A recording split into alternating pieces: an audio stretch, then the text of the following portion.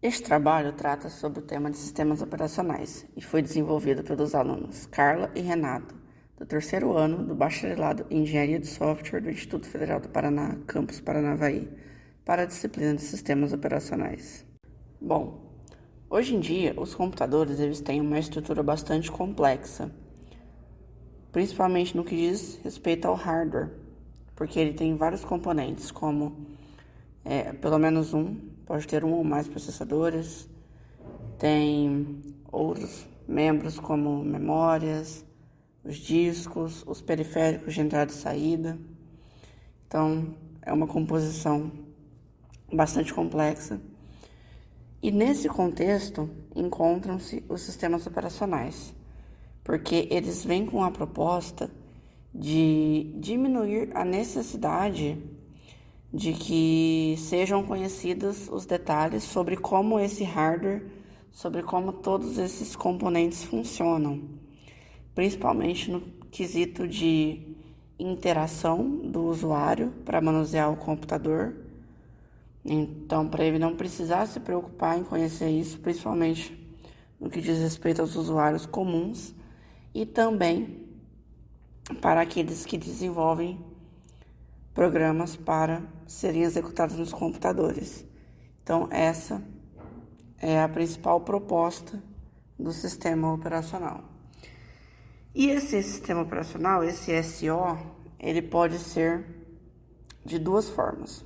Ele pode ser por shell, que seria o interpretador de comandos, ou basicamente as linhas de comando para interação, ou por interface gráfica, que é o que nós normalmente vemos que a maioria das pessoas utiliza, que é por meio, principalmente visual, com ícones, com botões e afins. E esse sistema operacional, ele tem como uma de suas principais características a operação em modo núcleo ou modo kernel, que caracteriza ele por ter o acesso completo ao hardware. Que isso significa que toda a instrução, tudo que o computador ele for capaz de fazer, o sistema operacional ele pode executar. Por isso a gente diz que ele tem o acesso completo ao hardware. Explorando um pouquinho mais sobre como que o sistema operacional ele atua de fato nos computadores, a gente pode categorizar esses modos de operar em um computador como visões. E Tannenbaum ele propõe duas visões para o sistema operacional. Primeiramente, ele traz a visão top-down. A visão top-down, também chamada do entendimento do sistema operacional como máquina estendida, está relacionada com aquilo que foi mencionado anteriormente sobre simplificar e evitar que os detalhes sejam conhecidos. Então, o que isso significa? O sistema operacional, ele fornece, ele age como uma camada de abstração, para que, por exemplo, o programador, na hora de desenvolver as aplicações, não precise se preocupar com o uso de memória, com o uso de processamento, claro que buscando a otimização para ter mais eficiência, mas ele não precisa trabalhar de fato com estes conceitos na hora da programação. Então ele pode desenvolver as aplicações, pode trabalhar sem lidar diretamente com esses detalhes complexos do hardware. E então essa seria a visão top-down, ou de cima para baixo. E por outro lado, nós temos também a visão bottom-up, que seria do sistema operacional como um gerenciador de recursos. Então, o que seria isso? Essa visão, ela se refere à atuação do sistema operacional como um gerenciador, de fato, dos recursos desse sistema complexo que é todo o hardware de um computador.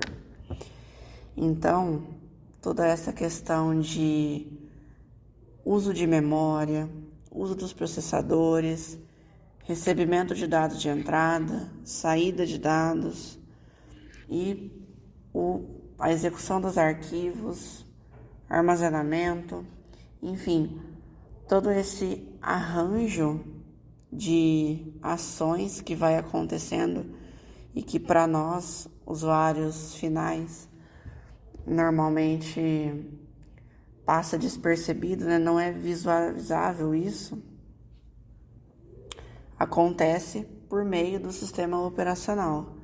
Então, ele é o responsável por controlar todos os recursos que vão sendo requisitados, que vão sendo solicitados ao longo da execução dos programas, ao longo da interação do usuário. E também gerenciar eventuais conflitos que possam acontecer. Então, se existir um conflito de um determinado recurso querer ocupar o mesmo espaço de memória que outro, é algo que seria uma tarefa de responsabilidade do sistema operacional para ser resolvida. E quando nós falamos de tarefas sendo executadas, de programas sendo executados, de forma mais técnica nós estamos falando de processos. Um processo, de forma resumida, seria uma instância de um programa em execução. Ele não é o programa em si, mas aquele programa em atividade naquele momento é um processo. E o processo, ele tem uma estrutura que vai ter com ele diversas informações que ele precisa para ser executado. Uma delas, por exemplo, é o endereço de início e o endereço de fim do espaço de memória que foi destinado para aquele processo em si. Então, é onde vai poder ser escrito e lido as informações relacionadas a ele. Também contém outros recursos como os registradores, como o contador do programa, processos relacionados, entre outras informações que o sistema operacional precisa para poder fazer a execução correta daquele programa em específico ao qual o processo está relacionado. E quando nós pensamos em nosso computador, por exemplo, com mais de uma janela aberta com diferentes aplicações acontecendo ao mesmo tempo, nós temos ali diferentes processos acontecendo e o processador do computador, pensando em um único processador, ele pode ter vários processos nele compartilhando esse processador. E eles vão acontecendo de forma que eles não são executados ao mesmo tempo, mas que vão acontecendo. O sistema operacional ele divide o programa em partes e vai executando pequenas partes do processo, de forma que ele vai alternando. E aí, para nós, isso acontece de forma tão rápida em relação ao nosso tempo cronológico que fica imperceptível para nós. Então, o sistema operacional vai realizando essas trocas e enquanto um processo está em determinada etapa, outro está em outra, e ele vai executando essas partes e vai fazendo todo o caminho de execução, né? E esse processo é chamado de escalonamento, que seria esse ato de dividir em partes e ir fazendo enquanto um está na parte 1, o outro está na parte 2, e o que estava na parte 2 vai para a parte 3, o que estava na parte 1 vai para a parte 2 e assim sucessivamente. E aí o sistema operacional ele também recebe a tarefa de definir entre essa fila de processos, essa demanda de várias coisas para serem executadas, definir o que é mais prioritário naquele momento. Então, ele pode estar realizando uma sequência de execuções e em determinado momento acontece uma emergência, entre aspas, para ele precisar parar aquela execução que ele estava fazendo e colocar um outro processo para ser executado de forma mais prioritária. Então, isso também é algo que o sistema operacional realiza. E os processos, eles podem ser criados de algumas formas diferentes. Primeiramente, desde quando nós ligamos o nosso computador, que nós inicializamos o sistema operacional, nesse ato já acontece a criação de diversos processos que é implícito ali na própria inicialização do sistema, que são necessários para esse próprio funcionamento e que não necessariamente a gente vai enxergar eles acontecendo. Existem os processos que a gente vai interagir, que nós vamos ter uma relação direta, de certa forma, e outros que vão ficar em segundo plano, mas que são fundamentais para a execução do computador ou de outras tarefas. Os processos também podem ser criados quando, por exemplo, um processo atual que está sendo executado, ele sente a necessidade de existir um outro processo para ajudar naquela execução, para que aquela tarefa seja melhor executada. Então, também existe a possibilidade de um processo em execução criar um outro processo. Também, processos são criados quando o usuário faz essa solicitação. Por exemplo, quando nós clicamos em um ícone de um determinado programa para poder abrir ele.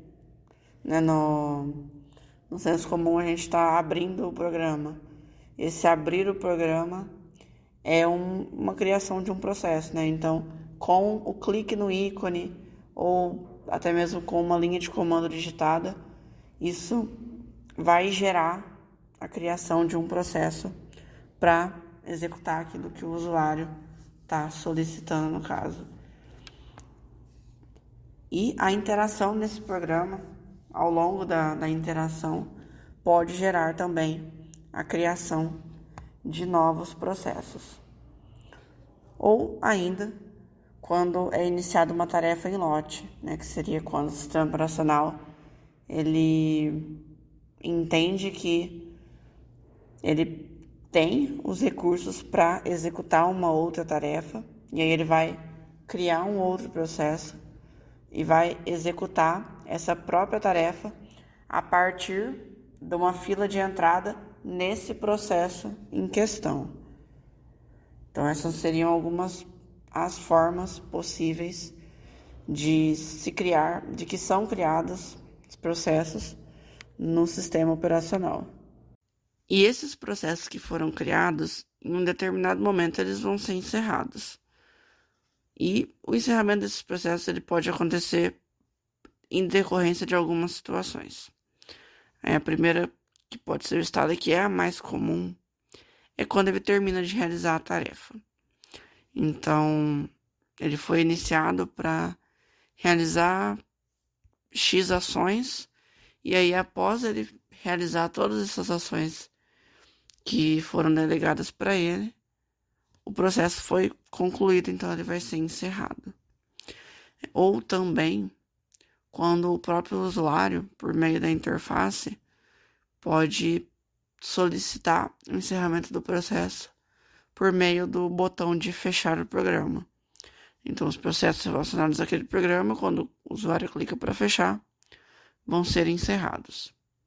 Pode ainda acontecer por outras situações, como a ocorrência de um erro fatal, que seria, por exemplo, a tentativa de acessar um arquivo que não existe.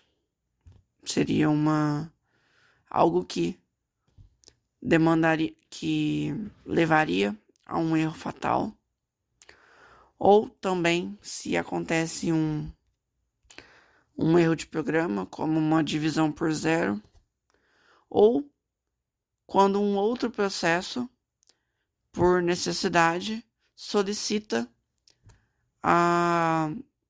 que aquele processo em questão seja morto. Então, pode acontecer também por meio de chamada de sistema, também uma possibilidade de término de um processo que está sendo executado.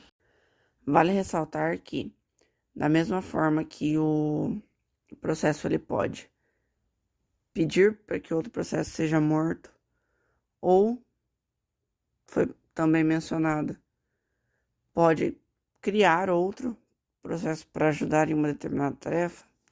Em alguns sistemas, quando um processo cria outro, pode, dependendo do sistema, manter uma relação, uma associação entre si, que é onde entra o conceito de hierarquia de processos. Então, o processo que foi criado seria o processo filho, e aí esse processo filho, ele vai criando mais processos e ele mantém-se relacionado com aquele que o criou, que seria o processo pai. E ainda sobre os processos, conforme foi dito anteriormente também, os processos eles têm características que são carregadas com eles. E dentre elas está o estado do processo. É uma variável que o processo tem e é uma informação importante para a execução e também para a interação desse processo com outros processos que estejam sendo executados pelo sistema operacional. E um processo ele pode ter 3 estados, 3 possibilidades. Ele pode estar em execução, pronto ou bloqueado. Então, o processo em execução, como o próprio nome já sugere, é o processo que naquele momento está utilizando a CPU que está sendo executado de fato. Então, esse processo com esse estado é aquele que está em execução. O nome é bem sugestivo. O pronto, ele é semelhante, mas o pronto é aquele que está pronto para ser executado, mas naquele instante ele está parado, ele não está sendo executado, porque tem outro na vez. Então, ele está na espera ali para quando o outro terminar, ele já está no jeito para ser colocado para execução. E o bloqueado, por fim, ele é aquele que ainda não está pronto para ser colocado para execução e demanda de alguma ação, alguma coisa que vai precisar acontecer para que ele passe do estado de bloqueado para o estado de pronto. Mas enquanto ele está bloqueado, ainda que haja um espaço livre para execução, ele não vai poder ser executado. E a interação entre os processos, ela acontece justamente na alteração dos estados e quando um vai entrar, quando o outro vai sair, e aquilo que eles estão executando. Então, por exemplo, um processo bloqueado, ele pode estar aguardando uma entrada X, só que essa entrada X, ela está dependendo da execução do resultado do processo que está em execução. Então, quando aquele processo em execução ele finaliza aquele momento ali e ele passa a sua saída como entrada para aquele processo que estava esperando, aí sim ele vai passar do estado de bloqueado para o estado pronto, por exemplo, até que ele possa ser executado. Então, esses estados também proporcionam a interação entre os processos que existem no sistema. Em relação ao fluxo de execução dos processos, existe ainda um conceito chamado de threads. As threads, elas estão relacionadas a esse fluxo e se refere à decomposição, a divisão de um processo em pequenas partes ou pequenos processos. Esses que vão compartilhar a mesma memória do processo em si e vão permitir que várias atividades desse mesmo processo possam ser executadas quase que ao mesmo tempo. E essa é uma das vantagens do porquê utilizar as threads. Então, quando existe essa necessidade de decompor a execução, as threads entram como uma opção que, ao invés de criar novos processos, criar as threads, porque elas são mais leves do que os processos, elas têm um desempenho mais significativo, melhor, e a execução delas acontece de uma forma quase que paralela. Então, isso torna o fluxo de execução em si e o próprio modelo de programação, a própria estrutura, muito mais simples do que se a decomposição acontecesse em vários processos, ao invés de ser um processo em várias threads. Ou as threads podem ser também do tipo kernel, que aí no caso é principalmente quando o sistema operacional ele comporta, ele aceita o conceito de threads, e aí todas essas threads vão ser visíveis para o sistema operacional. E aí ele vai, para cada uma delas, guardar as informações específicas necessárias como se fossem realmente processos, mas ele vai de fato enxergá-las como threads. E aí elas vão ter algumas estruturas próprias e outras que serão compartilhadas. Algumas próprias, por exemplo, o estado e o contador. E aí, como vantagens das threads de kernel, é que o kernel, ele vai ter um dos motivos. O kernel vai ter controle sobre todas essas threads, tendo em vista que ele está visualizando todas elas. E uma das desvantagens que pode ser citada é que toda operação, tudo que for realizado, vai demandar de uma chamada de sistema, o que não acontece no modo de usuário. Bem, agora vamos falar sobre escalonamento de processos.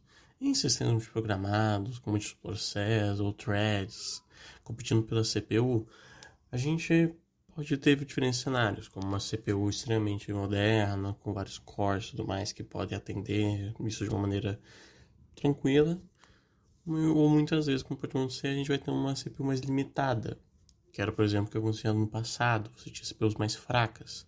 Para resolver esse tipo de situação, que a gente tem o escalonador. O escalonador é um algoritmo que vai decidir para nós qual o processo que vai ser executado entre os que já estão prontos, quando a gente tem mais de um pronto. Ele é responsável por essa escolha. Existem diferentes situações onde a gente se beneficia ao utilizar o escalonamento, como na criação de um novo processo. Ele vai decidir para a gente, entre um processo pai ou filho, que será executado quando ambos estão prontos, por exemplo. O término de um processo, quando precisa começar um novo, precisa executar, ele vai ver qual que, esse aqui já acabou, não teve mais nada, executa esse, põe esse. O bloqueio de um, quando a gente ainda precisa dele, mas não por agora. Ele bloqueia o processo como entrada e saída ou semáforos, para selecionar outro e priorizar outro. Ele pode ter vários motivos para isso, uma dependência entre processos, e o escalador sempre vai decidir qual que é mais importante priorizar. Então, por isso que ele faz para nós esse bloqueio de processo. Uma interrupção, quando um processo pode se tornar, um processo bloqueado pode se tornar pronto após uma operação de saída, e ele pode decidir se ele vai entrar em execução ou outro, ou até eliminar um processo, ele pode escolher para a gente. Interrupções de relógio, que são usadas para escalonamento, variando conforme o algoritmo, onde pode ser não preemptivo, o processo ele vai executar até ser bloqueado ou liberar a CPU voluntariamente, sem ser interrompido, ou preemptivo. O processo executa por um tempo limitado e é suspenso ao final deste intervalo, exigindo interrupções de relógio para devolver o controle ao escalonador. Essas situações determinam como os processos serão alternar gerenciados pela nossa CPU através do nosso escalonador.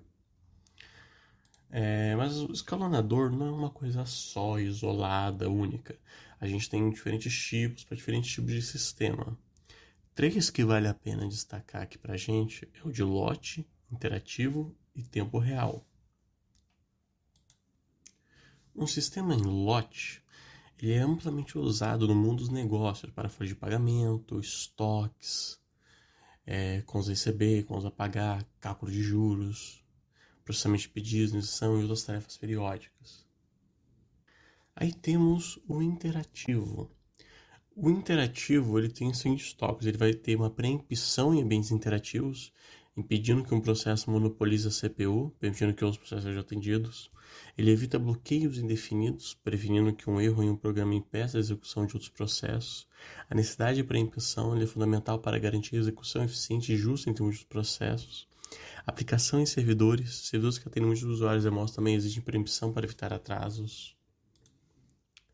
Temos o de tempo real, que ele vai ter a preempção em sistema de tempo real também, mas às vezes ela não será necessária, pois o processo geralmente vai realizar suas tarefas rapidamente e depois elas bloqueia. Ele vai ter comportamentos processos, eles são projetados para garantir o progresso da aplicação, sem longos períodos de execução. A diferença principal entre eles e os sistemas interativos é que eles vão executar os programas cooperativos, de forma cooperativa, enquanto sistemas interativos podem executar programas de maneira arbitrária e não cooperativa. Algumas considerações que a gente pode dar sobre os processos. O sistema de tempo real tem restrições específicas, enquanto sistemas interativos podem lidar com programas maliciosos ou imprevisíveis. Características principais. As que todos têm em comum são justiça, dar a cada processo uma porção justa da CPU. Aplicação política, verificar se a política estabelecida é cumprida. Equilíbrio, manter ocupadas todas as partes do sistema. O in-lote, ele vai ter principalmente vazão / throughput, que é maximizar o número de tarefas por hora. Tempo de retorno, minimizar o tempo entre a submissão e o término. Utilização de CPU, manter a CPU ocupada o tempo todo. O interativo, tempo de resposta, vai responder rapidamente às requisições. Proporcionalidade, satisfazer as expectativas dos usuários. Tempo real, cumprimento dos prazos, evitar a perda de dados. Previsibilidade, evitar a degradação da qualidade em sistemas multimídia. Um outro assunto bem bacana a se comentar sobre sistemas operacionais é a comunicação interprocessos. Esse é um mecanismo que vai permitir a troca de dados ou sinais entre os processos diferentes em um sistema operacional. Ela vai ser essencial para a coordenação e sincronização dos processos para que compartilhem informações ou vão trabalhar juntos para realizar alguma tarefa. Um exemplo bem bacana que é citado pelo Tannenbaum é do IPC Binder. O processo de sistema operacional Android ele vai girar significativamente em torno do isolamento de processos entre aplicações, assim como entre diferentes partes do próprio sistema em si. Isso vai exigir uma grande quantidade de comunicações de interprocesso para coordenar os diferentes processos, o que pode exigir uma grande quantidade de trabalho para implementar e acertar. O mecanismo de comunicação interprocesso Binder do Android ele é uma funcionalidade de IPC de propósito geral sobre a qual a maior parte do sistema Android vai ser construída. A arquitetura Binder ela vai se dividir em 3 camadas principais. A parte de baixo da pilha há um módulo de núcleo que implementa a interação entre processos real e a expõe através da função IOCTL do núcleo. O IOCTL é uma chamada de núcleo de propósito geral para enviar comandos customizados para drivers e módulos de núcleo. Sobre o módulo de núcleo, há uma API básica de espaço de usuário orientada a objetos, permitindo que as aplicações criem e interajam com os pontos finais, os endpoints do IPC, através das classes de binder e binder. No topo, há um modelo de programação baseado em interface, onde as aplicações declaram funções de IPC e não se preocupam mais com os detalhes de como o IPC acontece nas camadas mais baixas. Agora vamos entrar no assunto de gerência de memória. Um gerenciador de memória tem como função gerenciar eficientemente a memória, controlar quais partes estão sendo usadas, alocar memória para o processo quando elas precisam dela e liberá-la quando tiverem terminado. Memória virtual. A ideia básica é que cada programa tem seu próprio espaço de endereçamento, o qual é dividido em blocos chamados de páginas. Cada página é uma série contígua de endereços. Elas são mapeadas em memória física, mas nem todas precisam estar na memória física ao mesmo tempo para executar o programa. Paginação. A maioria dos sistemas de memória virtual usa uma técnica chamada de paginação, uma técnica de gerenciamento de memória em sistemas operacionais que dividem a memória física em blocos físicos chamados de páginas, permitindo que processos sejam divididos em partes menores, podendo ser carregados para a memória principal de forma não contígua. O endereço virtual é dividido em um número de página virtual, bits mais significativos, e um deslocamento, bits menos significativos. O número de página virtual é usado como índice dentro da tabela de páginas para encontrar a entrada para essa página virtual. O propósito da tabela de páginas é mapear as páginas virtuais em quadros de página. Conclusão. Sistemas operacionais é uma área da computação extremamente complexa e com diversos tópicos de estudos. Este trabalho teve apenas como propósito carregar uma pequena amostra dos assuntos que foram abordados durante a matéria. Essa aqui é a nossa principal referência, o livro de Tannenbaum. Muito obrigado.